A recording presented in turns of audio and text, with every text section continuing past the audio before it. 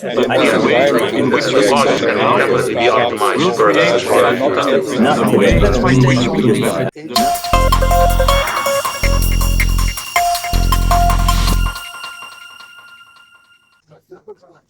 Here we are in Korea on H2MEET talking to Powertech's Guangzhou Tabaga.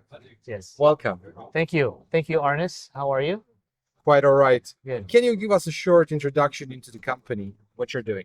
Certainly. So PowrTech Labs is known for high pressure testing of components and testing of various materials, components, tanks, high pressure valves, and systems that go into your hydrogen vehicle, hydrogen car, hydrogen stations.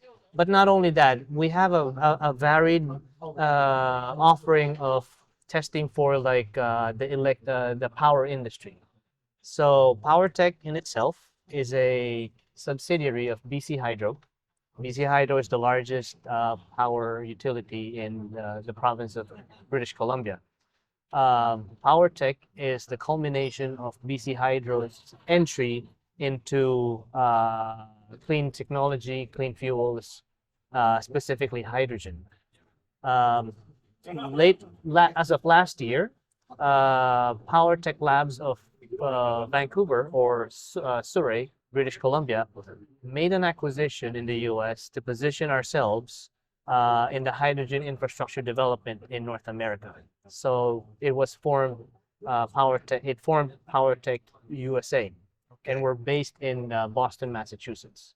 So that's where I hold office. But I'm also holding office in California, where all the hydrogen fueling stations are happening. So in a roundabout way, BC Hydro made the investment in PowerTech Labs. PowerTech Labs expanded into the US with PowrTechUSA, and now we are well positioned to participate in the development and deployment of hydrogen fueling stations and infrastructure. So you should be big on safety. Of course, yes. Uh, That's paramount to our cause, Yeah. basically. and can you walk me through this part of the business? Yes. So safety, uh, we do a lot of testing of components, making sure that we test them to up to the failure points. So once you know the failure points and time frame, you can predict. You can embody safety. You can basically ensure that you have a safe working component. So our safety testing goes down to the component level. And also with the hydrogen economy being so new, it's a nascent industry, safety is paramount. We don't want to have like any events. With that said, we have tested a lot of the high pressure valves, high pressure fittings, high pressure storage tanks, the compressors, everything that goes into a fueling station. Let's talk about storage tanks a bit. What's the recent like advancement in this technology? Because we all know that the biggest problem actually is storage and transport. So what are the promising new things happening in this area? So the promising new things, us ourselves, we're coming out with a high pressure hydrogen trailer, 517 bar, and it holds the most capacity in the market. It holds about 1,000 kilograms of hydrogen. So basically, what does that tell us? That tells us that the transport of gaseous hydrogen is more economical because you're transferring more Yeah. of the fuel. Also, with that, we design export systems. Export systems. This allows us to maximize the utilization of the storage. Because if you have the storage in the transport trailers, but you don't have the equipment that feeds it with high pressure hydrogen, you cannot optimize the trailer. So both go hand in hand, and we have the technology for that. It involves our engineering and our design of those export systems, the use of specific valves, and the use of our software program that we develop to make sure that we fill up these trailers appropriately to their maximum capability. you said you're testing it till the failure. What's the expected lifetime of, say, this trailer? Well, basically per code, you gotta have recertification every 5 years, and every 5 years, and the lifespan for these trailers based on code is 15 years. But when we test, we want to test that it lasts longer than that because you don't want to be at end of life. So it's a two thing. There's looking at this, it's two things. What does the code tell you, which is 15 years max? But then you want to be also have the assurance that it's not going to fail prematurely, and that's what we test for. We want to make sure that the make and the composition of how you roll these Type 4 cylinders are done properly, so that they last even longer than 15 years. All right, so let's talk about infrastructure a bit. When do you expect this to really take off? We know it's still really, as you said, nascent. Yeah, the hydrogen infrastructure is a very nascent market. It goes hand in hand with the truck and the bus deployment. There's the fuel cell vehicles that we have today. It has already taken off. It just needs to be further developed and expanded.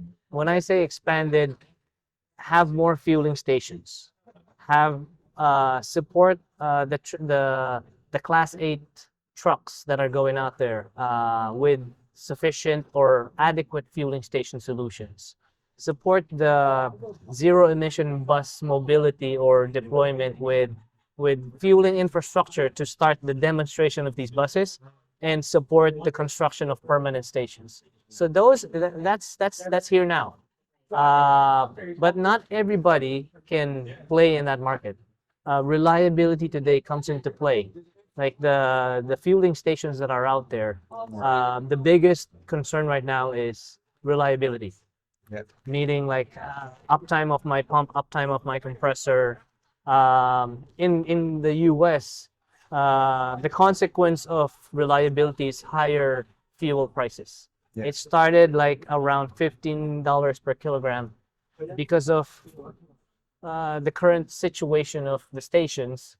To cover that cost, the price at the pump is now $36 per kilogram. So we all know that that is not sustainable. Yeah. And we want to improve on that design. So, and that's what PowrTech brings to the table. Yeah. It's unknown to the market, and we want to make it known that we have existing stations with 96% uptime. That's unknown in the industry, and we want to make sure that we communicate that. Station uptime in where I'm from in California is nowhere near 96% uptime. Yeah. So I heard about it, but you came across the world to Korea, and how do you feel when you see everything that's happening here? It's pretty unique. it's unique, it's exciting. Korea is probably taking over the world in terms of advancements in the hydrogen infrastructure. I think the programs here in Korea are what we want the whole of North America to do. There's hydrogen production, hydrogen distribution, fueling stations, bus deployment, Class 8 truck deployment. And I think the whole Korean, South Korean government is all in, and they want to accomplish that zero emission. We do have the same in the US. We have the 7 hubs that have been, supported by the DOE. But to see all the players here at the H2MEET all coming together with each and every component that builds up this ecosystem, it's very encouraging to see that drive. So finally, one a bit different question. What's the Hydrogen Atom's favorite TV series? Hydrogen Atom's favorite TV series probably got to be channel 10.08 or 1.008. Hydrogen channels, I don't know. Breaking Bad. Hey, I'll support that. Okay, One that's should- a good one. Thank you so much. Thank you for being Breaking Bad. Let's break the bad. Thank you so much. Looking to amplify your brand in the hydrogen energy sector? Welcome to H2 Energy News, your go-to platform for impactful industry insights. Every month, we connect with over 80,000 visitors and generate more than 251,000 page views. Our reach is unmatched with over 1.2 million web impressions and a loyal social media following of 9,000 plus. Our newsletter reaches 77,000 plus subscribers, decision makers, industry leaders, and innovators. Want to target specific markets? Our geo-targeting capabilities cover Europe, the United States, and the MENA region. We reach key stakeholders, 27% senior executives, 32% directors, and 20% owners and partners. H2. Energy News isn't just a news platform, it's where the hydrogen energy community converges to shape the future. Join us and let's make an impact together. Visit energynews.biz and take your brand to the next level.